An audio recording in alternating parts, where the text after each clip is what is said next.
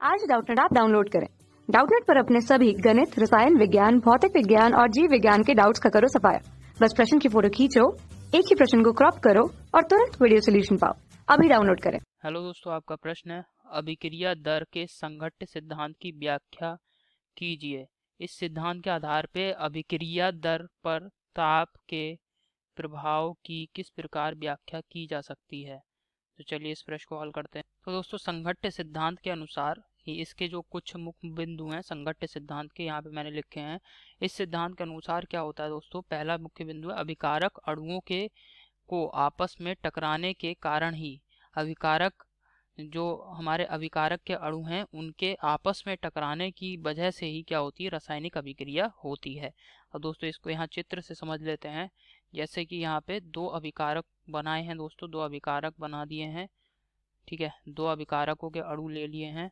अब ये अणु क्या होंगे, जब आपस में ये अणु एक दूसरे से क्या करेंगे, टकराएंगे। ठीक है, जब ये अणु एक दूसरे से टकराएंगे तभी दोस्तों इनमें क्या होगी, रासायनिक अभिक्रिया होगी। और रासायनिक अभिक्रिया होकर के हमें एक नया उत्पाद ये देंगे। ठीक है, ये जो है हमारा उत्पाद है, अभिक्रिया होगी इनमें आपस में, अणु आपस में टकराएंगे, टकराने पश्चात हमें क्या देंगे, ये अभिक्रिया में उत्पाद हमें प्राप्त होगा, अभिक्रिया हो जाएगी। ठीक है, तो ये दोस्तों यही यहाँ पे मुख्य बिंदु है पहला, कि अभिकारक अणुओं के आपस में टकराने के कारण ही रासायनिक अभिक्रियाएं होती है। दूसरा दोस्तों मुख्य बिंदु इस सिद्धांत का, रासायनिक परिवर्तन में अभिकारक अणुओं के मध्य होने वाली सभी संघट्ट या टक्करें प्रभावी नहीं होती हैं। प्रभावी नहीं होती है मतलब ऐसा नहीं होता दोस्तों कि जो अभिकारक के अणु हैं, ठीक है, वो आपस में टकरा रहे हैं तो हर एक टक्कर के बाद हमें उत्पाद प्राप्त हो, इस ऐसा नहीं होता है। केवल वे ही टक्करें जिनके पश्चात हमें उत्पाद की प्राप्ति होती है उन्हें हम प्रभावी टक्करें कहेंगे। ठीक है, तो यहाँ पे आप देख रहे हैं ये जो अभिकारक के अणु हैं आपस में, ठीक है, पहला जो चित्र है इसमें आप देख रहे हैं अभिकारक के अणु आपस में टकरा रहे हैं और हमें उत्पाद प्राप्त हो रहा है। तो ये जो टक्कर है अभिकारक के अणुओं की, इसे हम कहेंगे प्रभावी टक्कर। ठीक है, प्रभावी टक्कर कहेंगे। और जो दूसरा जो चित्र है इसमें आप देख रहे हैं यहाँ पे हमें उत्पाद की प्राप्ति नहीं हो रही है, तो इससे हम प्रभावी टक्कर नहीं कहेंगे। ठीक है, तो सभी टक्करें जो हैं वो प्रभावी नहीं होती हैं।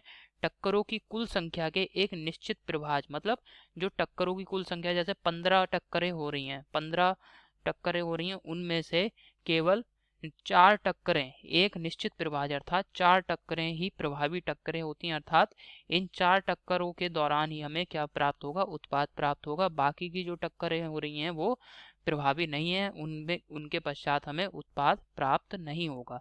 तो ये दोस्तों है, ये दूसरा मुख्य बिंदु है जो आपको समझ में आ गया होगा। तीसरा बिंदु देख लेते हैं, प्रभावी टक्करों के लिए प्रत्येक अणु के पास एक न्यूनतम ऊर्जा का होना आवश्यक है।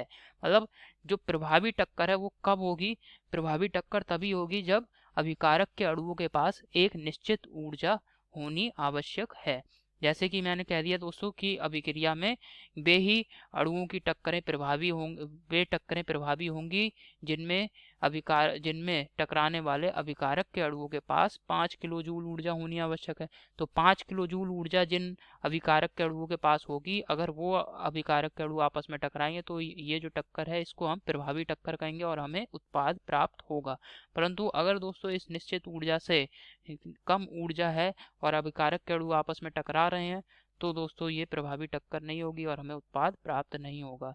ठीक है, और ये जो न्यूनतम ऊर्जा होती है जो कि अभिकारक के अणुओं के पास होना आवश्यक है प्रभावी टक्कर के लिए, इसे हम क्या कहते हैं, दहली ऊर्जा कहते हैं।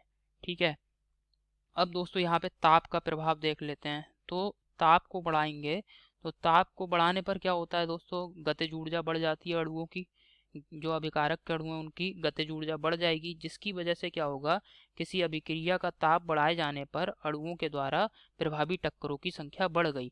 क्यों, क्योंकि अणुओं के पास ऊर्जा जो कि ऊर्जा है उसका मान ज़्यादा हो गया, अणुओं के पास ज़्यादा ऊर्जा आ गई, जिसकी वजह से जो हमारी न्यूनतम ऊर्जा की आवश्यकता है अणुओं की प्रभावी टक्करों के लिए, ठीक है, उससे अधिक ऊर्जा इनके पास संरक्षित हो जाती है, जिसकी वजह से जो प्रभावी टक्करें हैं इनकी संख्या बढ़ जाती है और इसी कारण अभिक्रिया का वेग बढ़ जाता है। तो इसको यहाँ पे मैं लिख रहा हूँ। तो दोस्तों किसी अभिक्रिया का ताप बढ़ाने पर क्या होता है, अणुओं के द्वारा प्रभावी टक्करों की संख्या बढ़ जाती है, जिस कारण से क्या होगा कि जो अभिक्रिया का वेग है वो बढ़ जाता है। तो क्या प्रभाव है दोस्तों ताप का? ताप को बढ़ाने पर अभिक्रिया का वेग बढ़ जाता है। यही दोस्तों हमारे प्रश्न का उत्तर है। तो आशा करता हूँ आपको समझ में आया होगा। धन्यवाद। कक्षा 6 से 12वीं से लेकर नीट, IIT, JEE वो एडवांस के लेवल तक 1 करोड़ से ज्यादा छात्रों का भरोसा। आज ही डाउनलोड करें डाउटनेट ऐप या व्हाट्सएप करें अपने सारे डाउट्स 8400 400 400 पर।